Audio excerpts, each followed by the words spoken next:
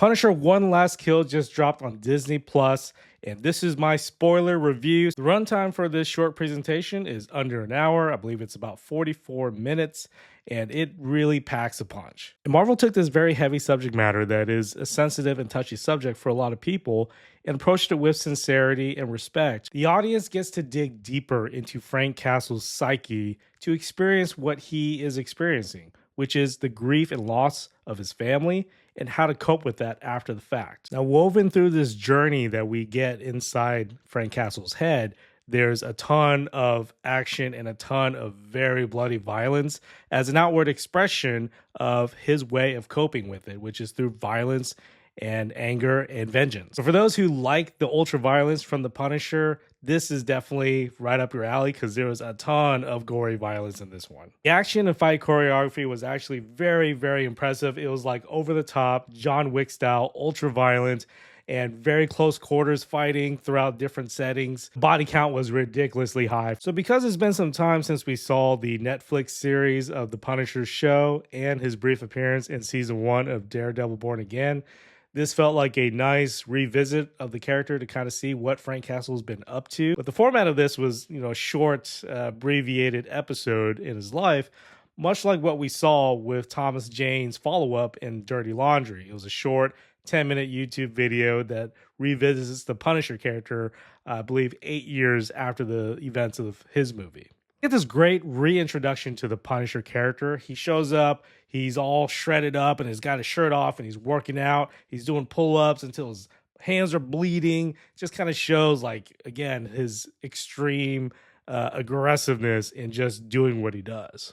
You've got the iconic pictures of all his enemies and suspects on the wall with the red lines going through them, and eventually just tears it all down because we learn later that he's taken out the last of the people on that list who were involved with his family's death. Then we get the shot of the homeless man and his dog and how the thug comes up to him, takes his dog, and ends up killing his dog by throwing the dog underneath the car, which is brutal. So you get sort of this John Wick motivation where someone's killing a puppy, which we are rewarded with when Punisher shows up in full regalia and stops the thug from attacking the man and the woman, and then also giving the guy back his hat, and then throwing a knife at the guy's back to kill him for taking out the dog. So you have a classic motif of getting revenge on the bully from the earlier scene. And then we get into the darker psychological stuff when we see Punisher sitting in his living room of his apartment, and he sees ghosts of other Marines, including Curtis. Curtis is pretty much like his Jiminy Cricket. He's his voice of reason. He helps guide him. And even when he's not physically there, he hears his voice as a voice of reason. You get a nice little cameo from Karen Page as she shows up in his hallucinations. And it's always nice to see those two characters together, even if it's just in his head. And then as Frank's walking through the city, there's all kinds of chaos happening. There's assaults, there's police showing up, and it doesn't seem to faze him. But what they did brilliantly was they changed the audio to where you're hearing what's inside his head, which are sounds from serving in the war and the PTSD coming out from the experience around him. This is where John Bernthal really shows his acting chops because he conveys that emotion so convincingly, and it really was difficult to watch. He's choking up, he's really depressed, he's very emotional, and then he says, "I'm tired." And just hearing him utter those two words, "I'm tired," really represents when someone feels like giving up. But then when we skip ahead and we get past all the crazy, chaotic fighting, he ends up saving the little girl that he meets at the beginning. She gives him a flower. He takes the flower to the gravesite of his family and puts it on the tombstone. He has a discussion with his daughter again, except this time he says, "You know what? I think I want to keep on going." And that shows a pivotal change that he found a reason to keep on living and to keep on going despite the pain that he carries with him. And that goes right to the heart of this presentation because it's a dissertation about how someone's journey might be in battling with loss and grief and mental health issues. In a sense, it was kind of healing to see Frank Castle get a sense of hope and a sense of purpose again. And I think that really shines a light on the experience of someone going through such loss and pain, but finding a way to recover and to keep on going. Switching gears to the action part of this piece, We get introduced to Ma Nucci, who is the only surviving family member of the Nucci family, the last family that was known to be associated with the death of Frank Castle's family.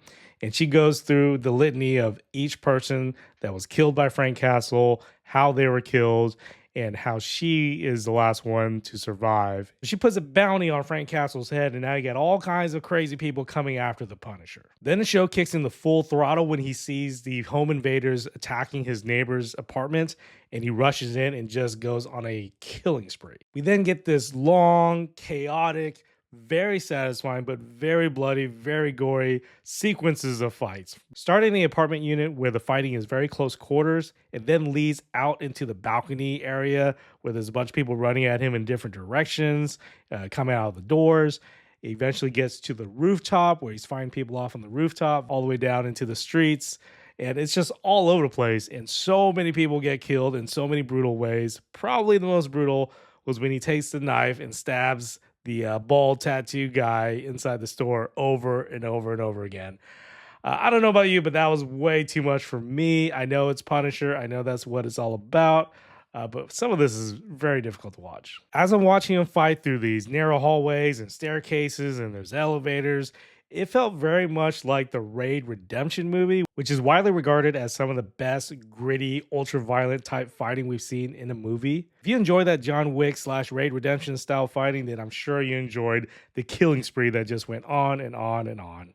When the Punisher shows up with his new gear and haircut, it's almost as if it represents that he's got a new lease on life and that he's ready to move forward and kill some more bad guys. One Last Kill, very misleading title. He killed a lot of people in this presentation, and it doesn't look like he's going to stop anytime soon. It's really nice to revisit the character of Frank Castle and see him go through this journey leading up to his appearance in Spider-Man Brand New Day, which I'm totally looking forward to. But now that we have this little bit of background, we understand what he's gone through at this point and where he's at with his life. And because, as we saw at the end, Frank is standing up for the innocent and doing what is right, this is the version we're likely going to get when we see him in Spider-Man Brand New Day. Was there a particular line that stood out to you or a particular fight scene? Let me know your thoughts in the comments. Don't forget to like and subscribe. And until next time, this is PK's Reviews.